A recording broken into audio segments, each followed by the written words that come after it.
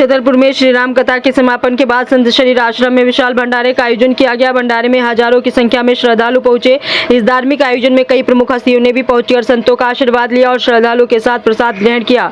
संत शरीर आश्रम में आयोजित श्री राम कथा के समापन के बाद पूरा परिसर भक्तिमय वातावरण से सराबोर नजर आया।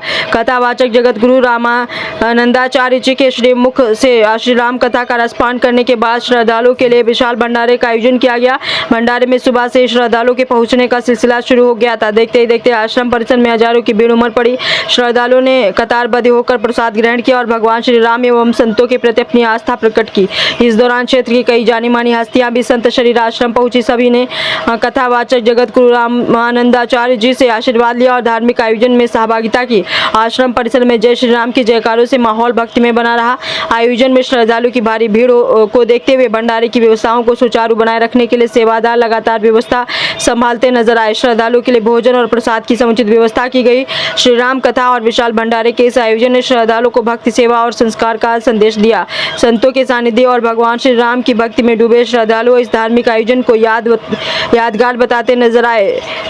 बता दें, जिला जय श्री राम कथा के बाद संत शरीर आश्रम में विशाल भंडारा हजारों श्रद्धालुओं ने ग्रहण किया। प्रसाद आयोजन में श्रद्धालु की भारी भीड़ को देखते हुए भंडारे की व्यवस्थाओं को सुचारू बनाए रखने के लिए सेवादार लगातार व्यवस्था संभालते नजर आए। श्रद्धालुओं के लिए भोजन और प्रसाद की समुचित व्यवस्था की गई। जिला ब्यूरो चीफ संतोष कुमार की महाराज जी, ये राम कथा का आयोजन हुआ है, आज समापन हुआ है भंडारे के साथ, आम जनता के लिए क्या संदेश देना चाहते हैं? श्री सीताराम जी महाराज की जय। परम पूज्य ब्रह्मलीन श्री कमलेश बब्बा जी जो अनंत श्री समलंकृत स्वामी श्री संत शरीर महाराज जी के गद्दी पर विराजमान थे और उनके द्वारा इस आश्रम की देखभाल करती किया जा रहा था।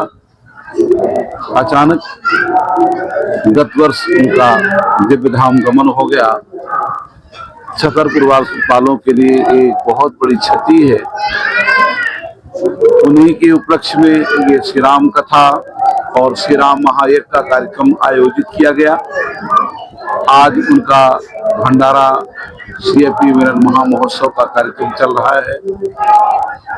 संपूर्ण छतरपुर वासियों का पूर्ण रूप से सहयोग रहा, तन मन धन से सहयोग रहा। हमारे श्री मुन्ना तिवारी जी, कंटू भैया, कंटू शुक्ला जी, श्री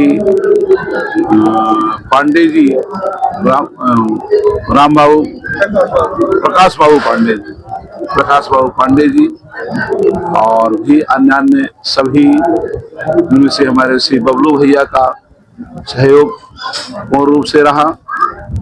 भगवत कृपा से ऐसे उत्सव होते ही रहेंगे और सभी छतरवासियों से हम यही कहेंगे कि इस आश्रम को अपना मान करके सब लोग आश्रम के विकास में लगे। गौधन के लिए क्या कहें? गौ सेवा के लिए, गायों के लिए हम सबका प्रयास रहेगा कि गौ माता की सेवा हो, ब्राह्मण सेवा हो, विद्यार्थी सेवा हो, अतिथियों की सेवा हो, दीन दुखियों की सेवा हो। आश्रम के माध्यम से ये सब किया ही जाएगा और भी गौ माता के लिए प्रयास किया जाएगा। घोषणा की गई थी संरक्षण बनाने कल ये जो संरक्षक की घोषणा की गई है, संरक्षक पद को हमने स्वीकार किया है और सभी धर्म प्रेमियों के द्वारा ही ये घोषणा की गई, जिसमें हमारे श्री कंटू भैया, मुन्ना तिवारी जी और श्री राम प्रकाश बाबू पांडे जी, फतेह साहब, बबलू भैया और अन्य नगर के गणमान्य नागरिकों के द्वारा ये इस कार्यक्रम की घोषणा की गई। आगे आश्रम में भगवान की कृपा होगी तो आपको विशाल आश्रम दृष्टिगत होगा। भगवान का भव्य मंदिर यहाँ निर्माण होगा। राम राजा सरकार जैसे वहाँ विराजमान है, वैसे ही श्री स्वामी श्री अवधूत शरीरदास जी महाराज के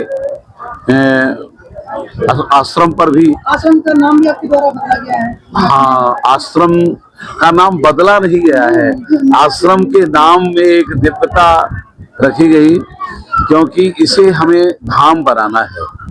और महापुरुष जहाँ विराजते हैं वो स्वाभाविक ही धाम होता है। भगवंतम धारित पोषित सा धाम, जहाँ भगवान विराजमान होते हैं, महापुरुष विराजमान होते हैं, उसकी सहज ही संज्ञा नाम धाम होती है। तो भैया इस आश्रम का नाम श्री सीताराम संत शरीर धाम के नाम से जाना जाएगा और पूरा प्रयास रहेगा कि संपूर्ण भारत में इसकी झंझन में ख्याति हो और संत